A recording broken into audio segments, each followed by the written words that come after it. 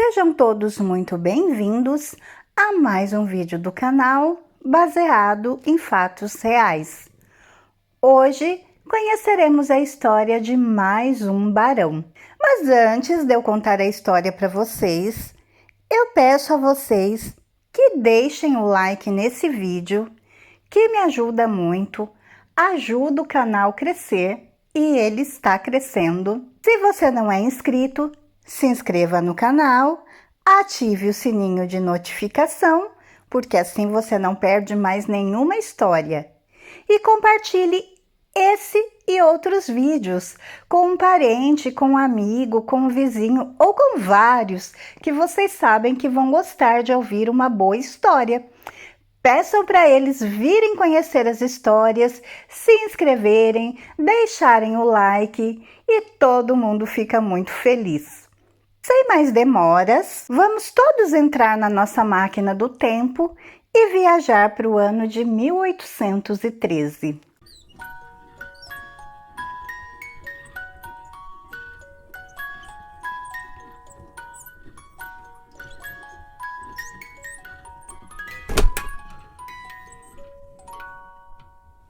Hoje conheceremos a história do Barão de Mauá, Irineu Evangelista de Souza, Barão e Visconde de Mauá.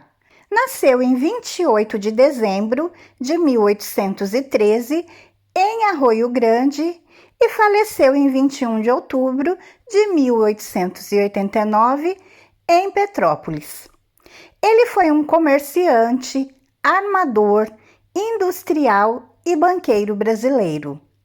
Ao longo da sua vida, ele foi merecedor por contribuição à industrialização do Brasil no período do Império, dos títulos de primeiro de barão em 1854 e depois de visconde em 1874. O Barão de Mauá, ele é natural da vila de Nossa Senhora da Conceição do Arroio Grande, que fica, então, no Rio Grande do Sul. Ele era filho de João Evangelista de Ávila e Souza e de Mariana de Jesus Batista de Carvalho, e era neto paterno do fundador da freguesia, o senhor Manuel Jerônimo de Souza. Com 5 anos de idade, em 1818, Irineu, o Barão de Mauá, ele vai ficar órfão de pai. Seu pai é assassinado por ladrões de gado.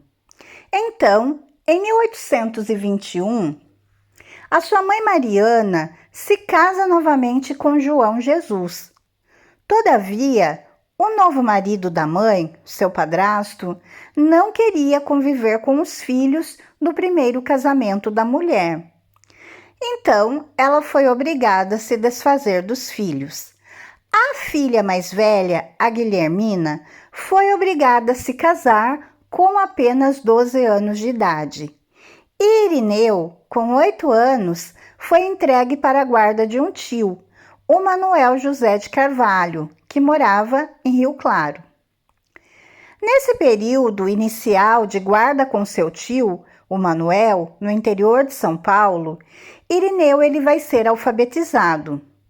Com 9 anos de idade, ele foi viver com outro tio, o José Batista de Carvalho, comandante de embarcação da Marinha Mercante, que transportava em seu navio couros, charque, do porto do Rio Grande para o Rio de Janeiro, que era então, na época, a capital do Império do Brasil. No Rio de Janeiro, em um estabelecimento comercial situado na Praça do Comércio, Irineu consegue um emprego, por indicação do tio, com 9 anos de idade. Ali, ele começa a trabalhar como caixeiro do armazém, das 7 horas da manhã às 10 da noite, a troco de moradia e comida. Com 11 anos, ele vai trabalhar como caixeiro na casa de comercial de João Rodrigues Pereira de Almeida, conhecido na época como negociante de grosso, senhor de engenho e traficante de escravos, de quem o pequeno Irineu, na época, ele vai se tornar um empregado de confiança. Em 1828, é promovido a guarda-livros, que seria um contabilista hoje, né? Um contador. Diante da falência do comerciante, na crise do primeiro reinado, Império do Brasil liquidou as dívidas do patrão.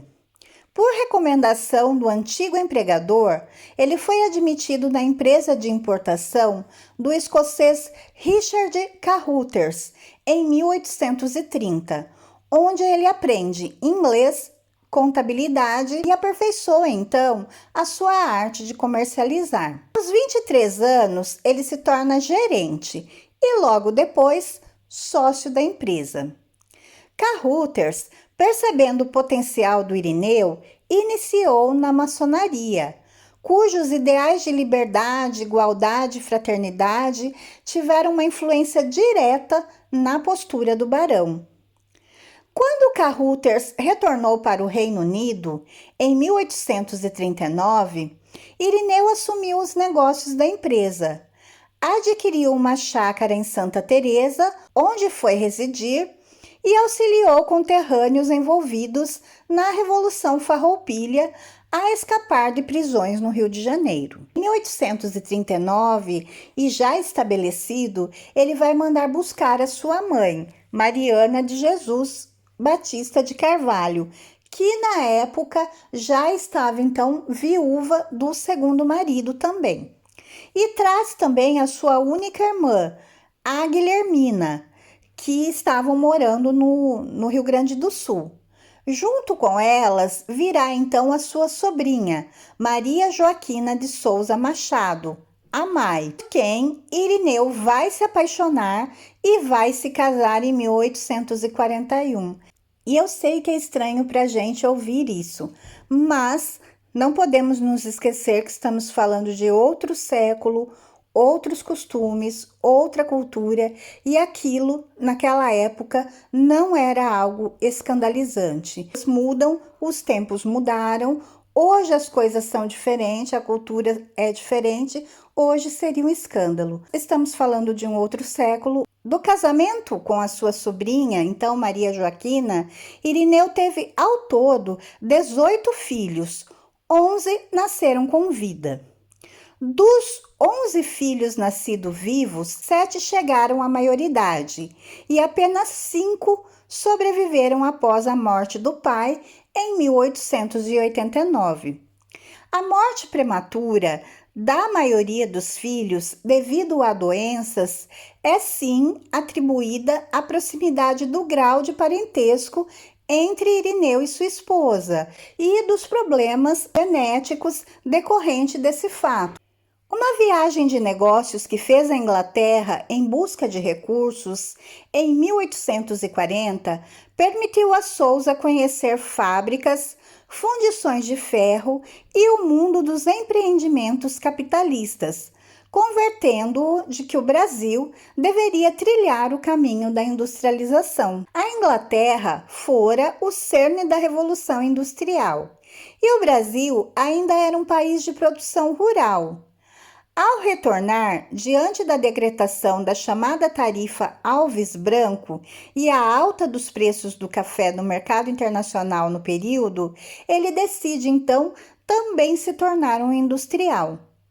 Tendo obtido junto ao governo imperial brasileiro a concessão do fornecimento de tubos de ferro para a canalização do rio Maracanã, na cidade do Rio de Janeiro, liquidou os interesses da casa Carruthers e no ano seguinte adquiriu uma pequena fundição situada na Ponta da Areia, em Niterói, na então província do Rio de Janeiro, e dando ali então uma nova dinâmica empresarial.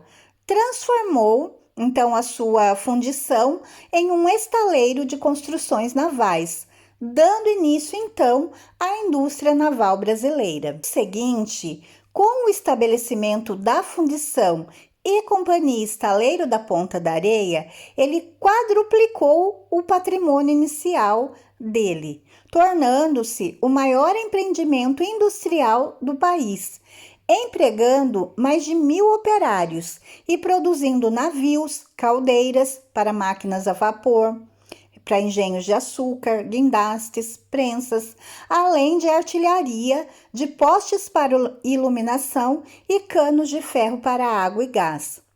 Deste complexo saíram mais de 72 navios em 11 anos, entre os quais as embarcações brasileiras utilizadas nas intervenções platinas e as embarcações para o tráfego no Rio Amazonas. Em 1849, constrói o maior navio mercante até então construído no país, o Serpente, um navio negreiro rápido, comandado por Manuel Pinto da Fonseca, que depois de realizar uma única viagem de tráfico de escravos à África, foi vendido à Marinha do Brasil e rebatizado Golfinho. O estaleiro na Ponte da Areia, Niterói, foi destruído por um incêndio em 1857 e reconstruído 3 anos mais tarde. Nos seus 11 primeiros anos, antes do incêndio, havia fabricado 72 navios, a vapor e a vela. Acabou-se de vez quando a lei de 1860 isentou de direitos a entrada de navios construídos fora do país. Isso levou a sua empresa à falência.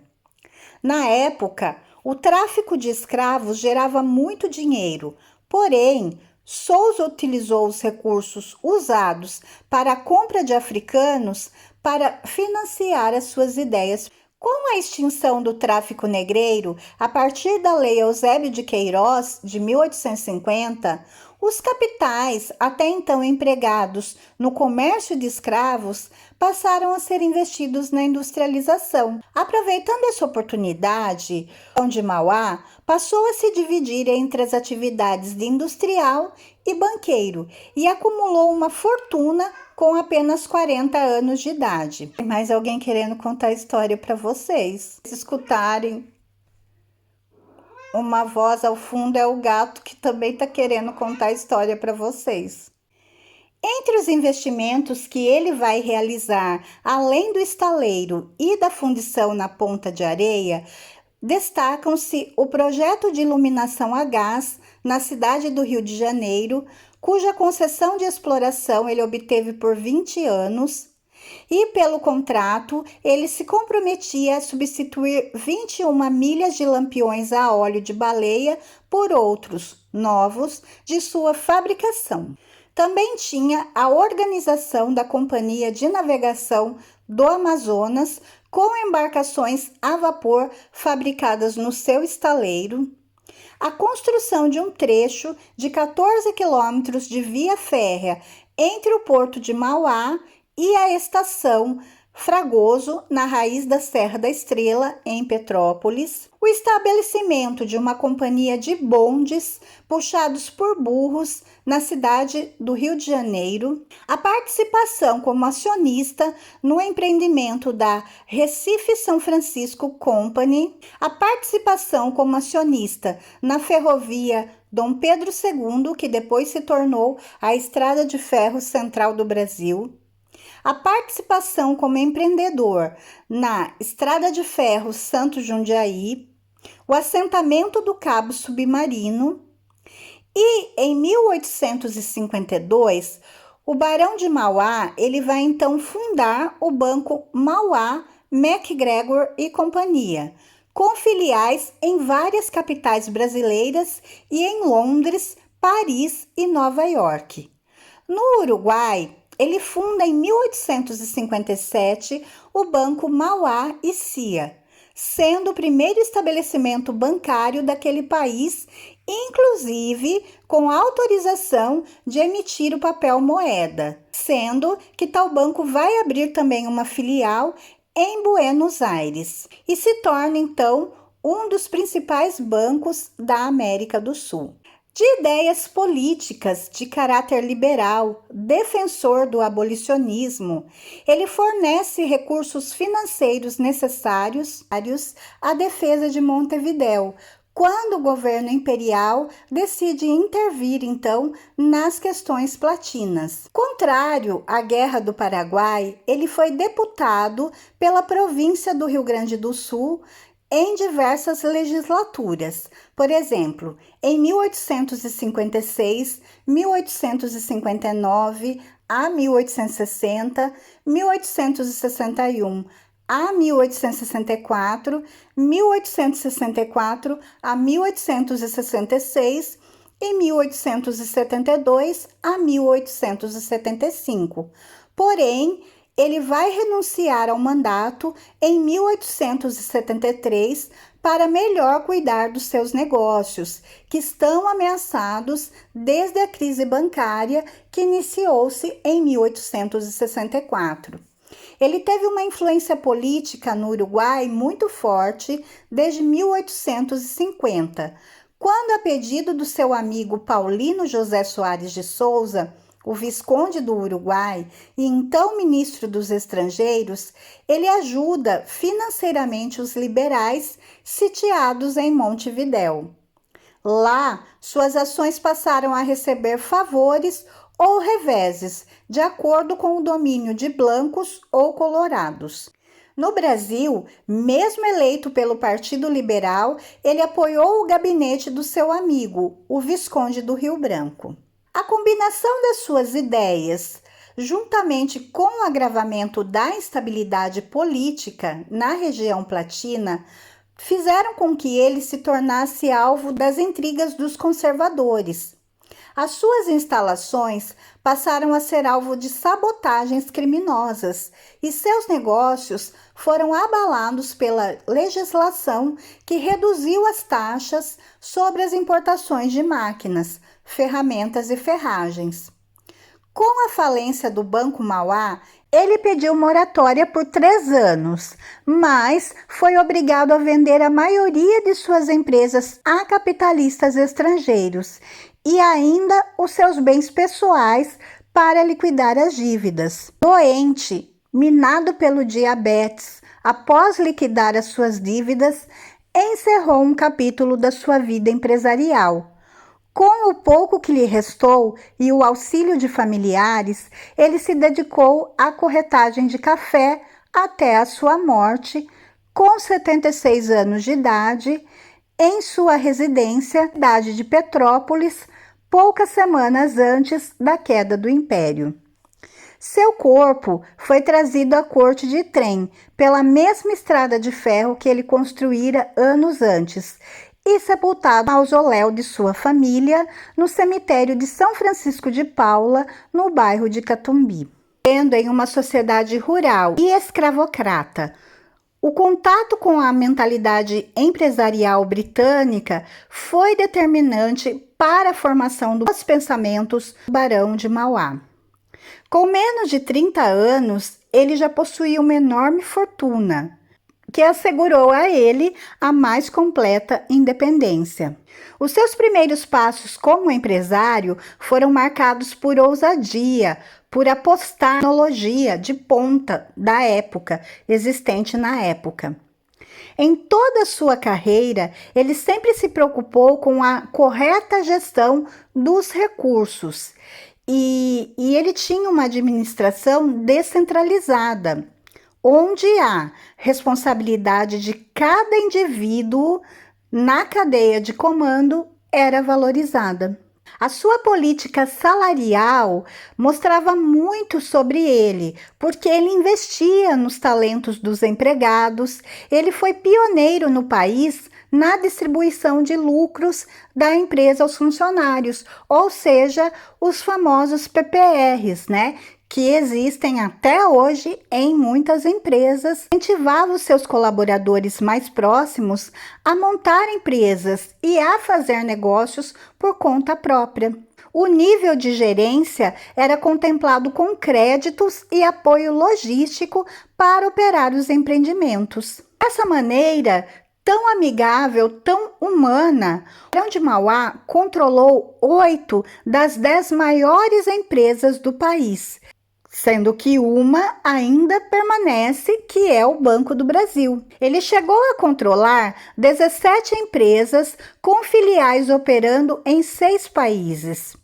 A sua fortuna, em 1867, atingiu o valor de 115 mil contos de réis, que o Brasil, o país inteiro, o orçamento do império do país todo era apenas de 97 mil contos de réis, ou seja, ele tinha muito mais que o próprio império. A fortuna dele, trazida hoje para os nossos dias, seria equivalente a 60 bilhões de dólares.